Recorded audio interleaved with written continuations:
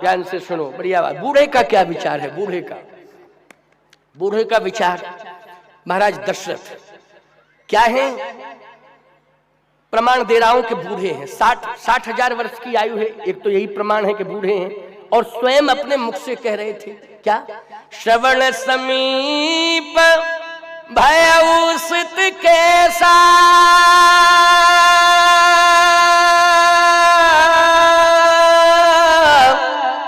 मनहु जरठ पन यस उपदेसा। मनहु जरठपन, जरठपन का अर्थ क्या है? बुढ़ापा। जरठ अवस्था मानी बुढ़ापा। मैं बूढ़ा हूं। तो बूढ़ा क्या बोल रहा है? क्या बूढ़ा जो है राम को रोक रहा है? इस अयोध्या के वृद्ध की क्या सोच है? ये सम्राट है, ये वृद्ध साधारण नहीं है। ये क्या है? वृद्ध सम्राट है और चक्रवर्ती है, चक्रवर्ती सम्राट। इस सम्राट की सोच क्या है? 60,000 वर्ष की अवस्था वाले महाराज दशरथ की क्या सोच है? क्या सोच है? आप कहोगे ये सोच है कि राम बन ना जाए, राम तो अयोध्या में रहे, यही सोच है। क्यों, यही सोच है कि नहीं? नहीं, याद रखो। अब सुन लो, मर्म को सुन लो।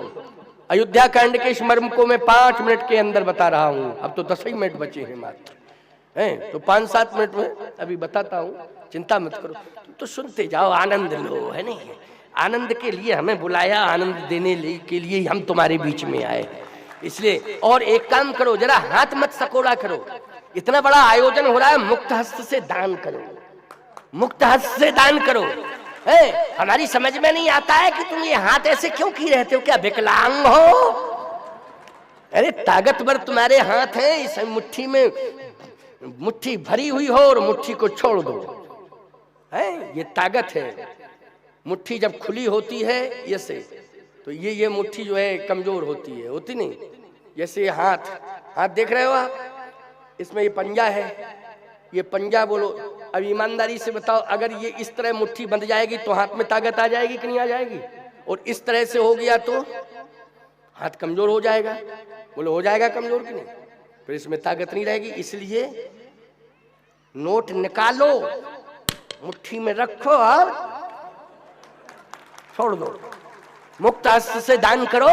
इतनी बड़ी संख्या में हो, है पता नहीं लोग कहां कहां जाते हैं, विधर्मी लोग, और चंदा इकट्ठा करते हैं और जाकर के धर्मांतरण करने की मुहिम जारी कर देते हैं। बोलो, वो विधर्मी आपस में करोड़ों रुपया का चंदा कर लेते हैं, करोड़ों रुपया, लाखों की बात छोड़िए। वो विधर्मी आपस में इतने संगठित हैं, इतनी यूनियन उनकी बनी हुई है कि वो करोड़ों रुपया कलेक्शन करके आपस में ही, और फिर वो धर्मांतरण के लिए गांव गांव जा करके और वो पैसा बांट करके प्रलोभन दे करके धर्मांतरण कराते हैं। वो लोग कराते हैं कि नहीं कराते? धर्म की रक्षा के लिए आज तुम सबको मुक्त हस्त से दान करना है, जिससे तुम्हारा धर्म सुरक्षित रहे, अक्षुण्ण रहे। क्योंकि तुम्हारी गाढ़ी कमाई सदुपयोग में जानी चाहिए। किस में जानी चाहिए? सदुपयोग में। वो सबसे बड़ा सदुपयोग यही है कि तुम मुक्त हस्त से दान करो, दान करो। मतलब ताकत का मतलब ये नहीं कि पैसा ताकत से बंद ही करे रहो, मुट्ठी ना खोलो। कि स्वामी जी कह रहे थे ताकत होनी चाहिए, रुपया निकाला और मुट्ठी बना ली, अब छोड़ नहीं रहे कि कोई ताकत है। अरे भाई मुट्ठी में लाओ और दान कर दो, छोड़ दो। मुक्त हस्त से दान करना, इसको कहते हैं मुक्त हस्त से दान। अब आइए सुनिए, बड़े बड़े कार्यालय बने हैं, देखो 2-3 कार्यालय तो बने हुए हैं, बने हैं कि नहीं? ये दान सेंटर है। ये कार्यालय का मतलब ये नहीं है कि बीपी चेक कराओ तुम वहां जाके, कि ब्लड प्रेशर चेक कर। ये है दान सेंटर। क्या है ये? दान सेंटर है। इसलिए जाते हो तो थोड़ा उधर देख लिया करो जरा, है कि तौलिया झड़ा के चले जाते हो खाली, थोड़ा देख लिया करो। ये दान सेंटर है, जरा इनको कृतार्थ करो, है नहीं? इसलिए मुक्त हस्त से दान करो।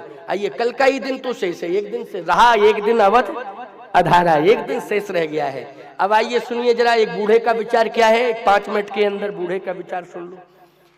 कैद अयोध्या का बूढ़ा जो सम्राट हैं, दशरथ जी महाराज हैं, चक्रवर्ती हैं, ज्ञानी हैं, बहुत बड़े भक्त भी हैं, बहुत बड़े, सब कुछ है, सारी विशेषताएं हैं, लेकिन मोह में आकर के बार बार कह रहे हैं कि राम तुम मत जाओ, मत जाओ, मत जाओ।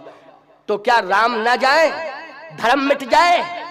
गौशालाओं में आग लग जाए? ऋषि मुनि महात्माओं के यज्ञ विध्वंसित कर दिए जाए? क्या ऋषि मुनि महात्माओं का खून पी दिया जाए? ये राक्षस इसी तरह से तांडव करते रहेंगे, यही चाह रहे हो तुम? इतने बड़े ज्ञानी और भक्त होने के बाद अगर राम नहीं जाएंगे तो धर्म कैसे बचेगा? कैसे बचेगा धर्म? याद रखना, भगवान शंकर आ गए समझाने के लिए। कौन आए महाराज दशरथ को समझाने के लिए? भगवान शंकर। ये अंतिम बात है, इस बात को सुन लो। इसलिए मैं कहता हूं कि धर्म कैसे बचे, इसके लिए शंकर को कैलाश के शिखर से उतर के आना पड़े तो शंकर जी आने को तैयार हैं, तैयार हैं। लेकिन धर्म बचना चाहिए। क्या बचना चाहिए? धर्म बचना चाहिए। अगर कोई बहुत बड़े पूंजीवादी हैं, बड़ी बड़े महलों में बड़े बड़े सुरक्षा तंत्रों के बीच में रहते हैं, मैं कहता हूं धर्म की रक्षा के लिए उनको आगे आ जाना चाहिए, आगे आ जाना चाहिए। और केवल मात्र पूंजीवादी ही नहीं कहलाना चाहिए, उनको भामाशाह बन करके आना चाहिए कि हमारा धर्म बचना चाहिए। हम भामाशाह हैं, सारी संपत्ति धर्म की रक्षा के लिए, राष्ट्र की रक्षा के लिए समर्पित करते हैं। बोलो, महाराणा प्रताप के शौर्य को किसने बचाया था? भामाशाह ने बचाया था। महाराणा प्रताप की आज भारत का शौर्य महाराणा प्रताप की वजह से सुरक्षित है कि नहीं है? जल्दी बोलो, इतिहास गवाही है कि नहीं? भारत का शौर्य आज महाराणा प्रताप की वजह से सुरक्षित है। लेकिन उस शौर्य को बचाया किसने था? भामाशाह ने। बोलो, भामाशाह ने बचाया था कि नहीं?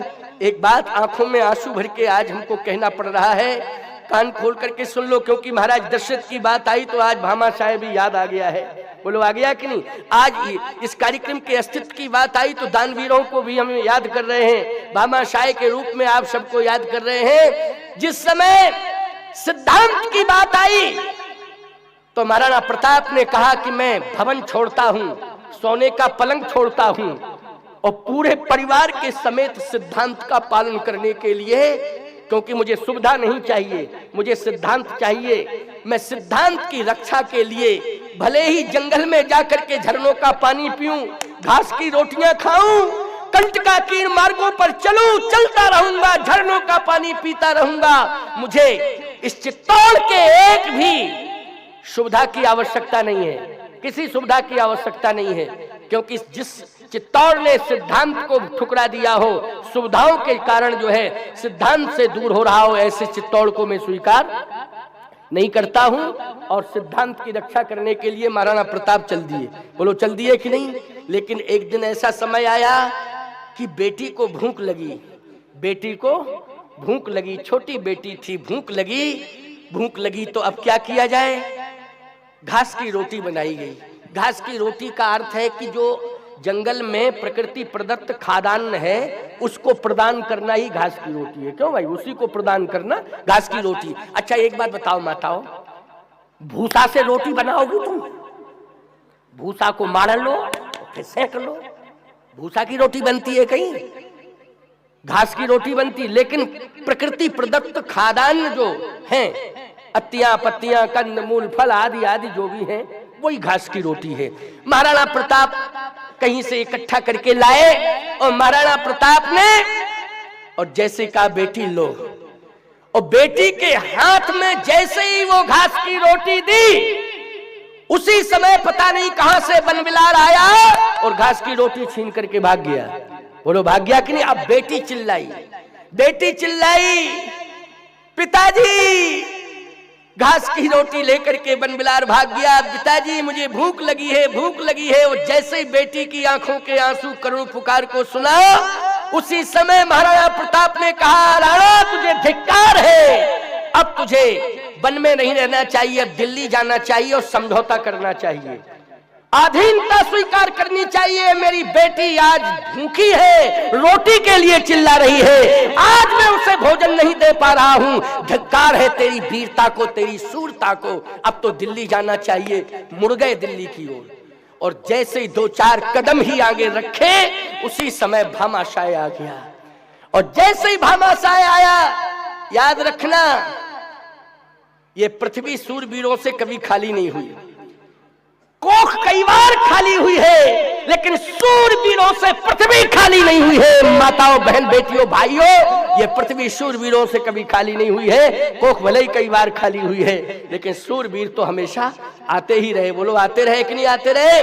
जैसे ही भामाशाह आया और भामाशाह ने चरण पकड़ लिया, कहा, राणा, मैं तुम्हारे राज्य का रहने वाला एक बनिया हूं, मेरे पास संपत्ति है, मैं सारी संपत्ति तुम्हारे चरणों में समर्पित करता हूं, लेकिन हाथ जोड़ करके प्रार्थना करता हूं कि दिल्ली समझौता करने की आवश्यकता नहीं है, अधीनता स्वीकार करने की आवश्यकता नहीं है, क्योंकि आप गौरव हैं, आप हमारे राष्ट्र के गौरव हैं, आप हमारे धरती के सूरवीर हैं। इसलिए आज मैं प्रार्थना करता हूं कि भारतीय शौर्य की लाज बचा लो, ताकि आगे के भारतीय अपने को शान के साथ भारतीय कह सकें। ये मेरी प्रार्थना है। वो पूरी संपत्ति राणा के चरणों में समर्पित कर दी भामाशाह ने।